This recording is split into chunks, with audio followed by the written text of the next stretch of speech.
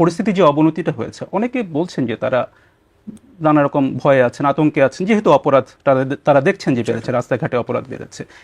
এটা আপনারা কেন নিয়ন্ত্রণ করতে পারছেন না? অবনতিটা কোন পয়েন্ট থেকে হয়েছে এটা বলতে হবে তো আমাকে। আপনি বলছেন অবনতি হয়েছে, কোন রেফারেন্স পয়েন্ট থেকে অবনতি হয়েছে সেটা না দিলে তো আমরা বুঝতে পারবো না। আমি যদি সাম্প্রতিক পরিসংখ্যানের কথা বলি, যে গত বছরের এই সময় থেকে অপরাধের পরিমাণ রাস্তাঘাটে, যেমন আমি তো হিসাব নিচ্ছি কোনো অপরাধের পরিমাণ মোটেই বাড়েনি, আমি যদি আগের মতোই হয়েছে। আমি যদি একটা পরিসংখ্যান আপনাকে দিই, গত 6 মাসে বিচার হবে না, সমস্ত কিছু নিয়ে আসতে হবে। মানে গত 6 মাসে ডাকাতির সংখ্যা 50% বেড়েছে। এটা হচ্ছে পুলিশের পরিসংখ্যান অনুযায়ী, সেটা আমি বলছি। মানে হয়তো পরিসংখ্যান বিভিন্ন হতে পারে, কিন্তু এটা আছে এবং হচ্ছে সেটা আমরা দেখতে পাচ্ছি। তো এটা মানে নিয়ন্ত্রণের ক্ষেত্রে সমস্যাটা কোথায় হচ্ছে? আমরা সমস্যা আপনিও জানেন, আমিও জানি। প্রথম দিকে সমস্যা ছিল যে পুলিশ বাহিনী যাকে দিয়ে আমরা কাজ করাচ্ছিলাম তারা ভয়ে রাস্তায় নামছিল না, কারণ দুদিন আগে তারা এদেরকে গুলি করেছে। কাজে মানুষ দেখলেই সে ভয় পায়। কাজে তাকে ঠিক করতে করতে আমাদের কয়েক মাস চলে গেছে।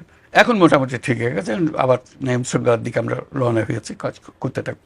অন্তর্বর্তী সরকারের একটি বড় লক্ষ্য হিসেবে আপনি সংস্কারের কথা বলেছেন, এবং এটা নিয়ে আপনারা অনেকগুলো কমিশনও গঠন করেছেন।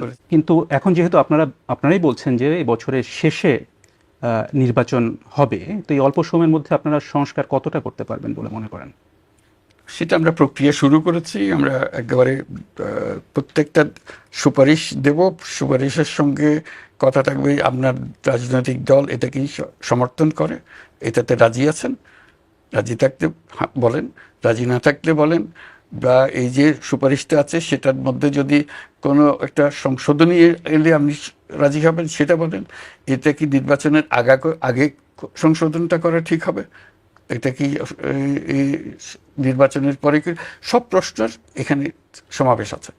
রাজনৈতিক দলকে শুধু বলতে হবে এটা আমি মানি, এটা রাজি, এটা আমি, এটা বলে দিলে সব কিছু মিলালে তারপরে আমরা একটা ঠিক করব সবাই কোন সুপারিশে সবাই একমত হয়েছে।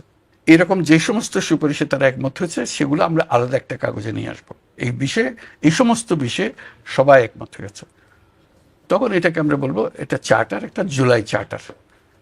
এবং সবাইকে আহ্বান জানাবো আপনারা সবাই যেহেতু একমত হয়েছেন সই করে দেন জুলাই চার্টার। এর মতোই আমরা এখন চলবো। সেই পরিপ্রেক্ষিতে তখন নির্বাচনটা হবে। নির্বাচনের আগে যেটা বলেছেন সেটা নির্বাচনের আগে হবে, যেটা নির্বাচনের পরে বলেছেন সেটা নির্বাচনের পরে হবে, এটা আপনাদের বিষয়। কিন্তু আপনারা একমত হয়েছেন, সেই ঐক্যমত্যে আমরা গঠন করার চেষ্টা করছি।